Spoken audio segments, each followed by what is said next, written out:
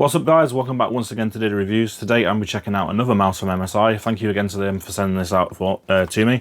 This is the Clutch GM51 lightweight, a gaming mouse with 8 kHz polling rate and obviously more features and things like that, which we'll talk about soon.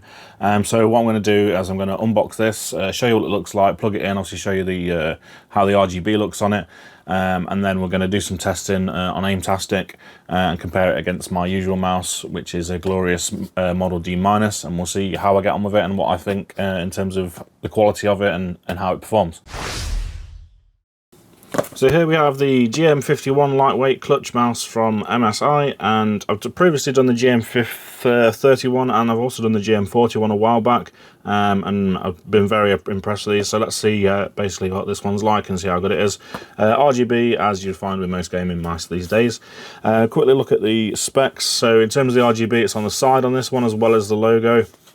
And it's got a sort of diamond pattern. Hopefully that'll look really nice. We'll have a look in a second.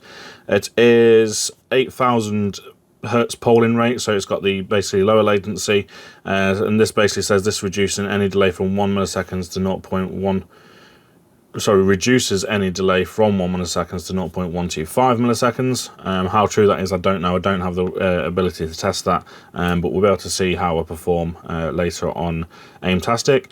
It comes with the PAW3395 optical sensor, so an upgraded one from the 31, which is up to 26,000 DPI and 650 IPS with exceptional accuracy in the heat of battle. And in terms of the weight, this is still a lightweight model. It's not as lightweight as the 31.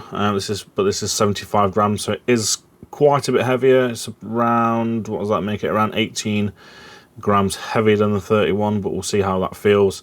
And other than that, there's not really much to tell you. On-ROM switches, as pretty much standard with a lot of these gaming mice, 2-meter cable. So let's have a look at it and see what we think. So here we have the GM51 mouse, and straight away it's quite a bit bigger in terms of the height really than the GM31 that I tested previously. In terms of clicks and everything like that, it feels exactly the same. They've kept a sort of standard across their mice by the looks of things. And again, absolutely no rattle in it whatsoever. It feels absolutely sturdy as anything.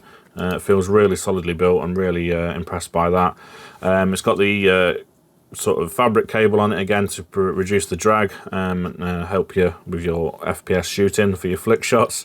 6 buttons as normal. 1, 2, 3, 4, 5, 6, I guess.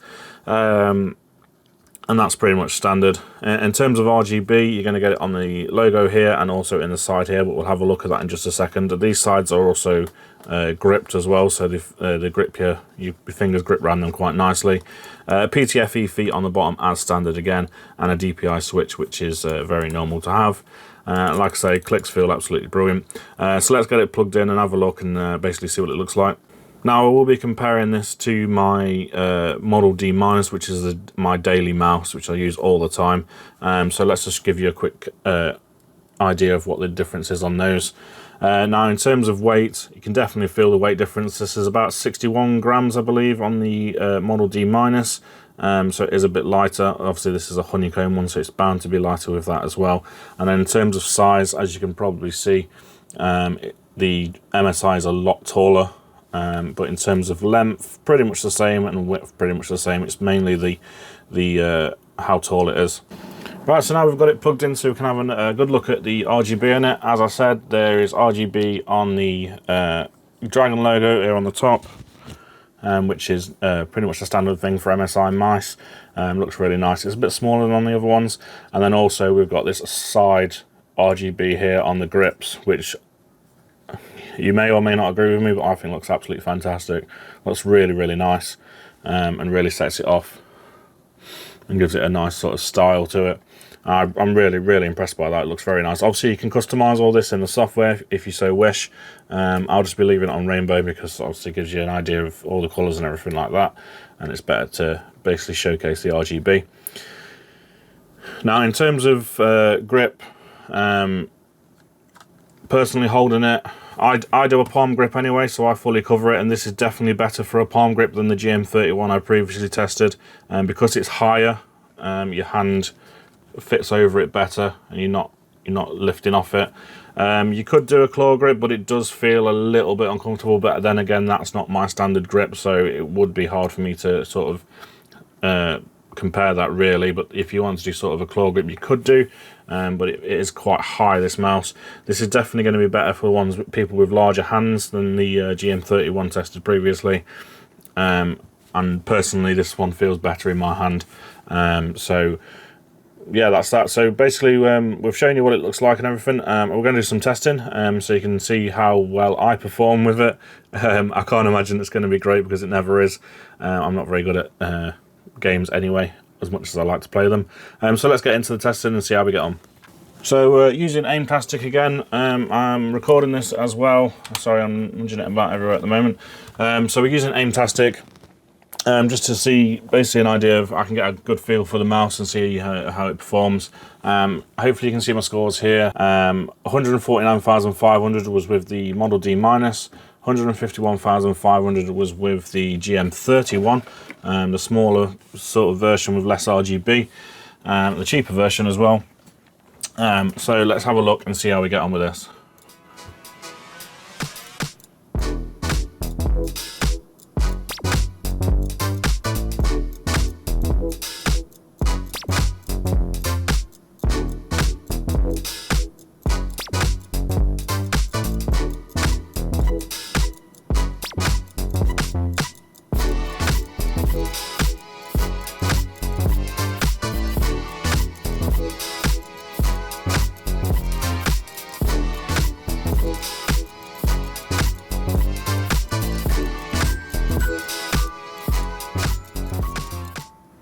And there are the results for the GM51, and as you can see, I've improved even more. 159,500, 160 misses with 160 hits with only 2 misses, and a 98.8% hit accuracy.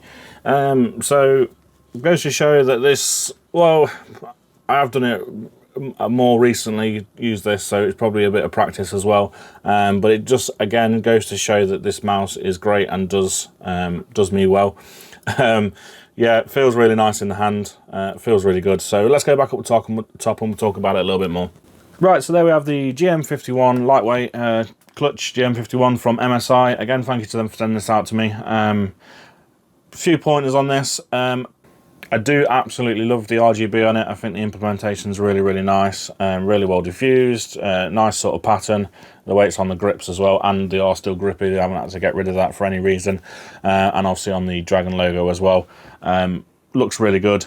Build quality is absolutely exceptional. No problem with that at all. There's no sort of bending or anything if you squeeze it. There's no rattling, nothing like that.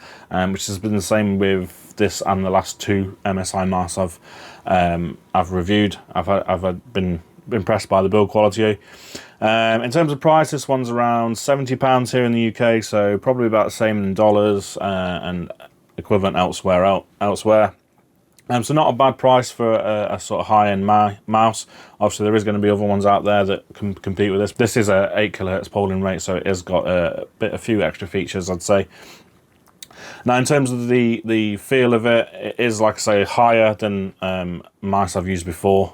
So it is definitely going to be better for a bigger hand. If you've got really small hands, you probably might struggle to hold this, and obviously it depends on how you hold a mouse.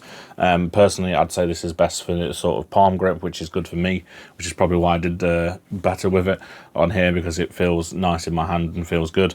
In terms of weight, it is a little bit heavier than some of its competitors around this sort of price range, but it still feels nice and light in the hand, and obviously it's nothing compared to sort of a G502 or anything like that. Other than that, there's not really much to say. It is a fantastic mask. I can definitely recommend it if you're looking in this sort of price range. Obviously, compare what else is out there. It might not suit you, and obviously with it being high, you might need a different one if you've got smaller hands. But definitely recommend this if you're looking for one in this price range and you like all the RGB and stuff like that, and you want 8 kHz polling rate. I can definitely recommend this. So thank you for watching, guys. If you did like this video, please don't forget to like it, subscribe if you haven't already, and dislike it if you didn't like it. Leave me any comments in the comments section below if you want to ask any questions about this. I'll do my best to answer those for you. And thank you for watching. Goodbye, and I'll see you in the next video.